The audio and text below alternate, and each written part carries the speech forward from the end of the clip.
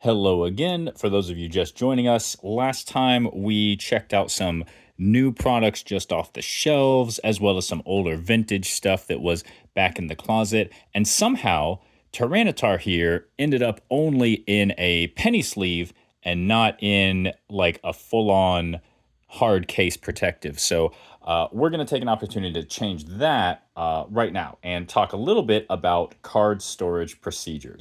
As a quick disclaimer, we're going to assume that you're already aware of things like keep these out of the sunshine, keep them in some dark place that is climate controlled, not someplace super moist. You're not keeping them next to or inside of a bathroom. You're not keeping them on display in front of a window. You're not keeping raw cards in some plastic container like this so they'll shift around and bang up the edges. And you're not keeping your cards in an old-fashioned binder like this. See, back in the day, this is one I purchased at a garage sale recently. Back in the day, we used to use these 3-ring binders, and those would dent the sides of the cards as they laid against the closed binder. Then we started using these D-ring binders, saying, oh, well, if you lay it flat and then you close it, see, they continue laying flat even when you close the lid. Unfortunately, sometimes you can't tell which way is the top and bottom, so people would close this the wrong way, and that still dents the sides of the card. Whereas, of course, a modern binder is no longer even technically a binder because it's a portfolio with these side-loading pages and no rings, and it's a great option to have, and it's the standard really now. So that's kind of square one, and we're picking up there as if you already know all those details, and this is just to take it up a notch of how to really store your especially valuable cards.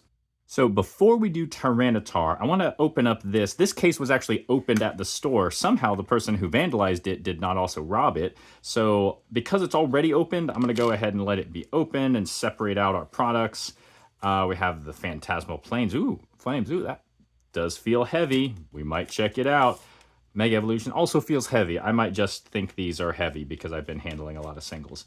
A really cool Raikou coin. I'm going to hang on to that because I like stuff like that.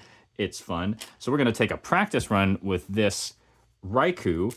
We're going to pop this fella. Oh, first, before we put him in the sleeve, step one, make sure the card is clean. Now, this is straight out the factory.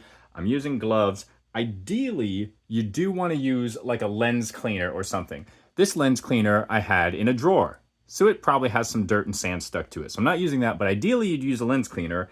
Second best, I'm going to use tissues and then lightly blow the tissue residue off. Now, I do want to take note that I'm not using the first tissue because that probably has some sand around from just being around in a house. Maybe the second or third tissue will be nice and completely clean. And so first we just give it a light dusting. Light dusting. We're not trying to scratch anybody. We're just lifting up any dirt that's on there. And of course we drop it. So you do want to be very careful. This is why we're doing a practice run with our modern Raikou before we go in for the vintage Shining Tyranitar. So now that we have Raikou nice and cleaned off, we're just gonna reach over and get 2 sleeves, one to load vertically, and the second, wherever that sleeve went, there's a sleeve. The second to load also vertically, but the other way. So this is why it's good to get maybe sleeves of one size and then a slightly bigger size, because this way you can get it totally covered. This is not ideal.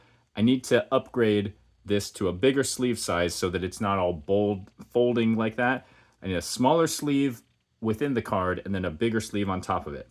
That's something I'm going to fix for this Raikou. I'm not even going to do 2 sleeves right now for the Tyranitar. In fact, I'll just take the second sleeve off that for the time being, pop them in there. And then if I have the top opened for this card here, I want to put it the opposite way in the top loader. Obviously, this is the same concept we're trying to accomplish with using 2 sleeves, but this way we at least have open end at the top within, open end at the bottom within.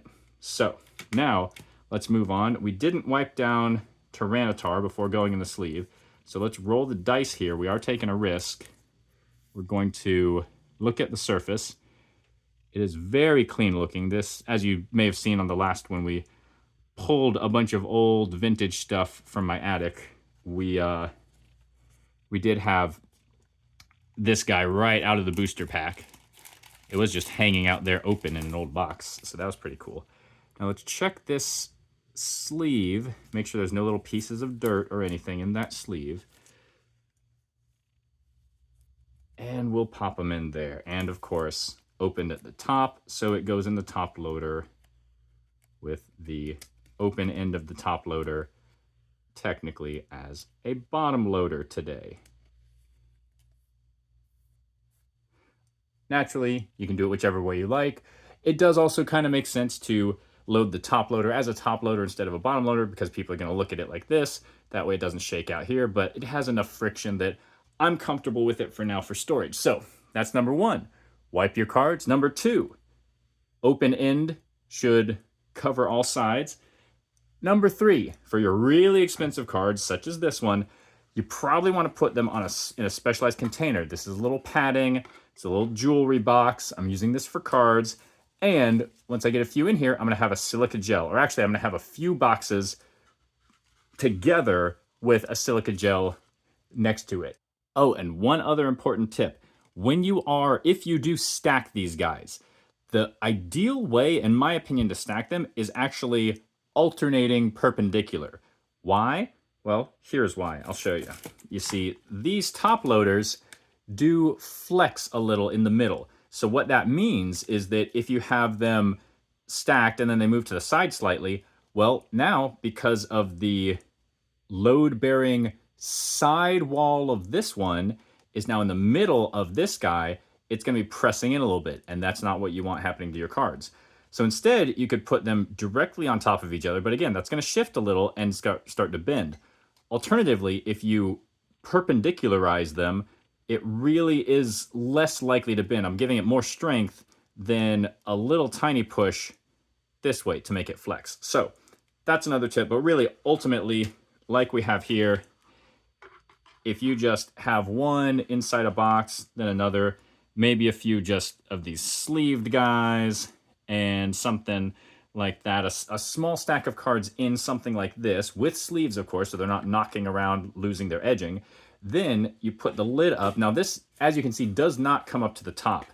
And why is that important? Because again, we're thinking about the load-bearing sides of this box. We want the weight on the side of this box, not on the middle. So we want the middle nice and empty so that it never contacts a card as we have weight pressing down in there. So those are the tips that we have for card storage.